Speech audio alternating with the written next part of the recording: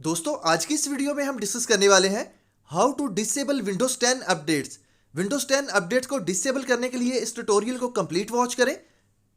सबसे पहले हमने विंडो प्लस आर प्रेस करना है। तो जैसे ही कीबोर्ड से विंडो प्लस आर करेंगे रन कमांड हमारे पास अपीयर होगा।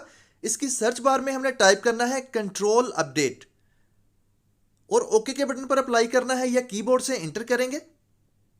कंट्रोल अपडेट का बॉक्स कुछ इस तरह से हमारे पास अपीयर होगा, यानी कि विंडोज अपडेट। तो यहां पर हम देख सकते हैं हमारे पास काफ़ी सारी विंडोज अपडेट हैं जो कि डाउनलोड और इंस्टॉल हो रही हैं। इससे क्या होगा, हमारे पीसी की जो स्पीड है काफ़ी स्लो रहेगी। अगर हम इसको डिसेबल करना चाहते हैं तो बहुत ही आसानी के साथ इसको डिसेबल कर सकते हैं। तो डिसेबल करने के लिए बॉटम में हमने फाइंड करना है एडवांस ऑप्शन, इसको सिलेक्ट करना है। एडवांस ऑप्शन का बॉक्स हमारे पास कुछ इस तरह से अपीयर होगा। यहां पर भी हमने बॉटम में आना है और डिलीवरी ऑप्टिमाइजेशन इसको सिलेक्ट करना है। तो जैसे ही हम इसको सिलेक्ट कर लेंगे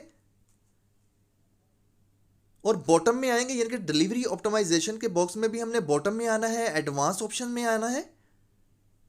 यहां पर हमारे पास एक सेटिंग है जो कि परसेंटेज ऑफ मेयर बैंडविड्थ, इसको हमने सिलेक्ट करना है।